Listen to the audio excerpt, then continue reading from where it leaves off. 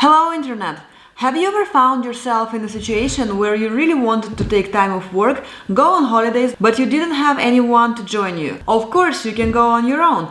But I personally am the kind of person who doesn't really mind walking around the cities on my own or reading on the beach by myself. But for example, when the night comes, I don't feel super comfortable going to the pubs just by myself or being in the nightclub alone. And in general, I think it's more fun to share traveling experience with someone. If you can relate, continue watching and I will share with you 5 ideas of how you can have an unforgettable vacation and potentially make friends for life. Option number 1. So when I found this one, my requirement for a holiday was to see a new country. I wanted it to be in a warm place and I wanted a group of people traveling with me. So I turned for help to Google, typed in group holidays and found G Adventures. G Adventures is a travel agency which arranges group tours all over the world. They have different types of tours like family tours, National Geographic tours, active tours, but I'm gonna focus on their 18 to 30 something tours because this is the type of tour I've experienced myself twice. This 18 to 30 something tour used to be called YOLO and I'm gonna call it this way because 18 to 30 something is impossible to pronounce. These YOLO tours are the most budget friendly tours G Adventures have, but they have age restrictions. It's 18 to 39. However, if you don't fall into this category, don't worry. As I said, they have plenty of other type of tours and I'm sure you can find something which will attract you. So, what does the typical day on a G Adventure tour look like? First of all, be prepared to move a lot. I mean, you will change your locations every 2 to 3 days. This gives an opportunity to see a lot of the country that you're visiting. YOLO tours are not as stuffed with included excursions as their other tours, but do not worry about having nothing to do. First of all, in every new town or city you will see the major attraction, you will have some excursion included. Sometimes it takes the full day. Just from the top of my head, we had cooking classes, we watched national dances, we had a camel ride, we of course saw all the major attractions like Taj Mahal, Gandhi's residence, Pamukkale, Cappadocia's nature, Blue Mosque, Troy. We went to Turkish bath, we had mud baths. We fried marshmallow on the top of the hill in the middle of the night on those natural flames which were coming from underneath the surface of the earth. We watched the sunrise from the top of the hill and trust me, this is not the full list by far. You also can purchase additional excursions or activities if you want to, but if you don't, you will probably always have someone who doesn't want to go too, so you will have the company to just explore the new place together or do something else. In the evening, you usually gather with your group, have beers, talk about the day you had, share your experiences, maybe go out, maybe go for a dinner. And this is what you can expect from a typical day on a G Adventure tour. So what kind of people come to these tours? Both times I had a pretty international group. We had people from Italy, Switzerland, Norway, the UK, the US, Australia, and of course Canadians. It's a Canadian travel agency, so I think that you would always get at least one Canadian per group. Most of the people come alone. We had a couple of couples, but the majority travels solo. Which is great because then you always have people who are motivated to make new friends, who are interested in sharing the experience together with you, and you could always find someone with whom you could do the exploration together. Accommodation. As I said, YOLO tours are the most budget-friendly tours G Adventures has, so the hotels you get are pretty basic. Some of them are really nice. Out of the 14 or 15 hotels I've stayed in, I think only a couple were kind of below my standards, and I'm not really demanding. However, the majority of the hotels were nice, and the further you move away from expensive capital cities, the nicer hotels you're getting. And the cool thing is, sometimes you don't stay at the hotel, sometimes you get the special nights. For example, in Turkey, once we slept on a boat under the stars, and then in the morning you just jump directly into the sea, instantly feeling refreshed. It was amazing.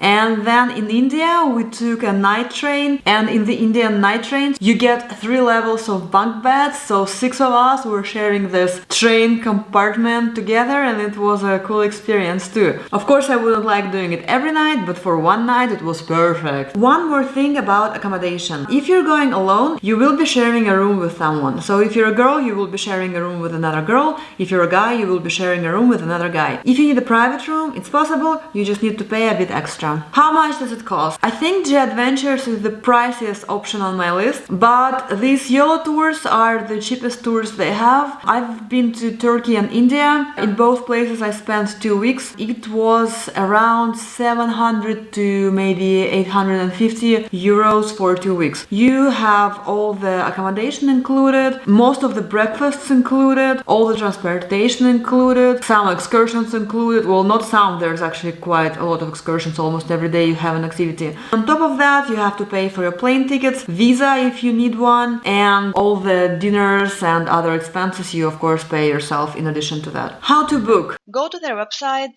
click for example destinations. Let's go with Asia, view all Asia tours, and here it takes you to the page where you can apply the filters. Let's say the duration of our tour is up to 16 days, the budget is 900 or 1000, yeah, we want everything to be selected, and travel style wise, let's go for 18 to 30 something, and let's add active on top. Let's see what do we have. We can sort it by price low to high, and as you can see you have the tour starting from 299, but that's only 5 days. If you want a longer one, you get 14 or 15 days for 800 euros. So you can go and explore and see whether there is something which looks attractive to you. Tiny warning: if you're expecting a relaxing type of holiday where you're chilling by the pool and the food is brought to you, maybe this is not a good choice. Because as I said, it's quite hectic. You pack, unpack, change location every 2-3 days. The itinerary is quite packed. So if you also want to relax, maybe attach this week of relaxation next to the tour, or just go to an all-inclusive hotel, because this is something we all need from time to time. Option number 2. So this one I did last year because I heard from a friend of a friend of a friend that there is such thing as surfing camps. And I thought, I like the sea, I like the sand, I like water, I like diving, I must like surfing too. I went to Google and found out that there are hundreds if not thousands of surfing camp for all tastes and budget. I selected this Surf to Smile surfing camp because I wanted to go to Portugal, and also it was one of a few who had a video on YouTube of their place, so at least I knew where I'm going. This is my experience of being in that surfing camp. So what does the typical day look like? Well, you wake up normally really early in the morning. I don't know, I guess the best waves are early in the morning. You pick up all your gear like surfing board, wetsuit, they drive you to the beach. There you do some exercise on the shore, and then you go into water. There you surf for a couple of hours, then have break, then surf some more, and eventually they drive you back home to the camp. At the camp you can chill by the pool, play board games, play table football, do some long boarding, they provide it. You can take a bike and go to the nearest town, you can cook, you can hang out with people from your group, you can go grocery shopping, go to the nearest restaurant, and so on and so on. In the evening the group normally gets together, has some beers, talks, sometimes dances, you know, your typical camp night. Also we had a couple of yoga lessons, and once they also took us to the nearest city where they showed us the best places, the best waves, the surfing shop. We went out for dinner, and then those who wanted also went out to the nightclub. Accommodation wise, my camp looked like a camp for children, so you would share a room with a bunch of other people. We had bunk beds. For those who came as couples and wanted a private room, it was also available. You just need to pay some extra, and I guess you need to reserve it more in advance. But yeah, it was pretty basic but nice. Food is not included, so you have to cook yourself. They have a kitchen with everything you need to cook, and the shop was walking distance from the camp. If you're lazy, you could also get takeaways from the nearest restaurants. What kind of people go to surfing camps? The answer is all kind of people. We had people from all over the place, well, mostly Europe because it was in Portugal, and the age range was from 17 to 46 or 48, and that was just 1 week. So I'm sure that during the season it gets even more diverse. And again, most of the people come by themselves. We had some couples, we had some groups of friends, but the majority come by themselves. So again, you will always have a company to share a beer with, to cry about how difficult surfing is.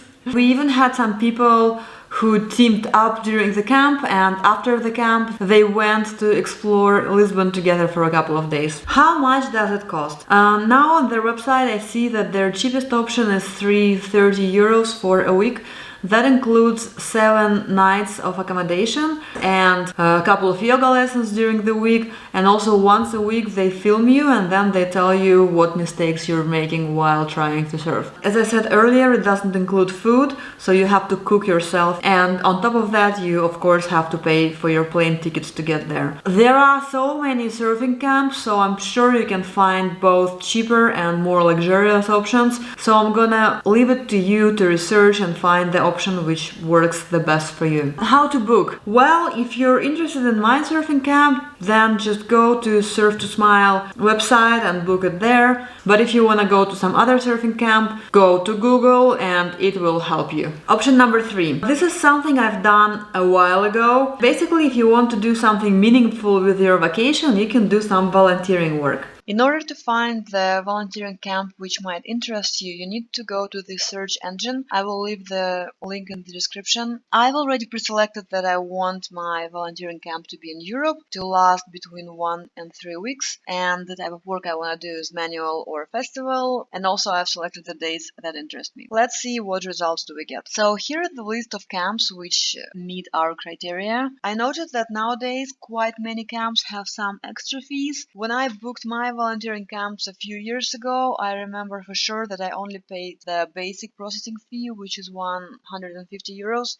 So it's up to you to decide whether you want to go for a camp which has only the basic fee or whether you want to pay a bit extra. If you want to know a bit more about the camp, you can click info and there you will find the detailed description. Once you found the camp which interests you, you can add it to the cart. Let's add this one and this one and I don't know, this one. Now you have 3 items in your cart. Let's save them, validate, and once you're ready to apply, you click apply, and it takes you to this questionnaire where you have to fill out your basic information, tell what languages you speak, tell a bit about your past volunteering experience and about your motivation to go to your next volunteering camp. And as you can see in the list of projects, you have the ones that you've added to your cart already pre-selected for you. Once everything is filled, you just click validate and they send you the instructions how to pay the processing fee, and a bit later they tell you whether you have been accepted to the volunteering camps of your choice. If you've been rejected, they keep 30 euros processing fee, but you get 120 back. So what does the typical day in the volunteering camp looks like? I'm sure it's different for every camp, so I'm gonna tell only about mine. My volunteering camp was in Rome. It was a camp for homeless children where they and their mothers could come during the day. We would normally wake up at 8 and the children and their mothers would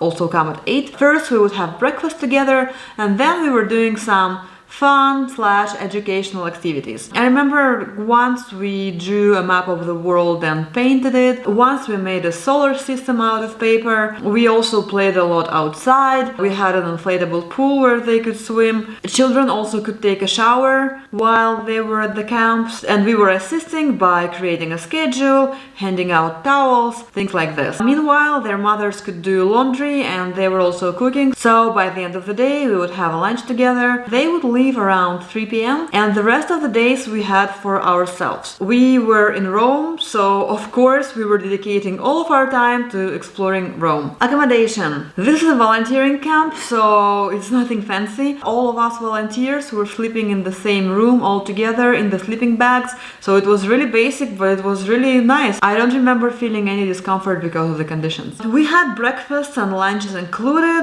I don't remember if we had food for the evening included, but normally we would arrange this evening where the representatives of the country would cook their national food, and for that you of course have to go shopping, and of course that you have to pay yourself. This takes me to the next point: what kind of people go there? Again, it was really international. We had 2 girls from France, 2 girls from Spain, 2 guys from Korea, me, 2 German girls, and then 2 Italian organizers. The age range, well, most of us were 20 or early 20s, but I see that for most of the volunteering camps, the age limit is 99 plus. So if you're older than 20 years old, I don't think there's anything that can stop you from going to one of these camps. How much does it cost? Well, I paid only the processing fee, which is 150 euros, and of course my tickets to get there, but then all the accommodation and food was provided, so that is probably the most budget-friendly option I have on my list. Option number 4 is theme camps. If you have some kind of a hobby, you can just type in, I don't know, yoga camp, and I'm pretty sure that there will be a camp dedicated to your hobby. My hobby is horseback riding. I've been to 3 horseback riding camps in my life, but it doesn't have to be horseback riding. It can be yoga, drawing camp, kayaking camp, hiking camp, dancing camp. I'm pretty sure that you name it, there is a camp for it. So just think what you would like to do for like a week or 2, and then check if there is a camp for it. This is a good way to dedicate some time to the thing you love doing while being surrounded by the like-minded people. I don't think there is much point to describe the typical day of a horseback riding camp, because for you it's gonna be something else, and I've been to 3 and each of them was a bit different, but basically my favorite one, we were living on top of the hill doing horseback riding for 4 to 5 hours a day. What kind of people go there? Well, it's gonna be people who are interested in that thing that you're gonna be doing in that camp. In my case, it was horseback riders. Price. Well, that will vary a lot depending on in which country you want to do your camp, what kind of activity you're planning to do. I did all my horseback riding camps in Russia, so it was relatively cheap. I know that you can also do them in Bulgaria and Greece and Germany. The price will vary from country to country, Germany probably being the most expensive one. So it all depends. You just need to figure out what interests you and do your research. How to book. If you just go into Google and type the name of your hobby and the word camp, you will probably find quite a bit of options. And finally, option number 5, it's backpacking. Honestly, I personally haven't done it, but I've met so many people who did and loved it. Basically, you just decide what kind of route you want to follow, or maybe you decide on the spot. You stay in hostels, you meet people there. Apparently hostels have this amazing atmosphere where people are really open to making new friends, to maybe doing some activities together. This is a good way to have some company for some parts of your trip while still having an independence in terms of deciding where do you want to go next and not being attached to the same group of people throughout the whole trip. There is a stereotype that hostels are only for young people, but I've done some research on the internet and people of all ages do that. You can be in your 60s and stay at the hostel. Not just stay in the hostel, but also enjoy it. The thing is, you just need to have this open mind, positive attitude, know what you're signing up for, enjoy the hostel atmosphere, not expect the privacy and the comfort of the Four Seasons hotel. And this way you can have an amazing experience as long as hostels is something that you enjoy. Now, this is something I haven't tried personally, but if you have, please write about your backpacking experience in the comments and I would be really interested to read about it because I'm thinking about trying it too. So these were my 5 ideas of how to arrange an unforgettable holiday and maybe make friends for life. Who knows? If you found some of this information useful, please click the like button and maybe subscribe, because I'm thinking about making a separate video about each of these experiences, as I did not have enough time to go into details. And also I'm planning to make videos where I will be telling about my experiences of living in 4 different countries during my life, comparing their pros and cons, telling the cool stories which happened to me, and so on. If that sounds interesting, subscribe and I will see you soon. Bye! Thanks for watching!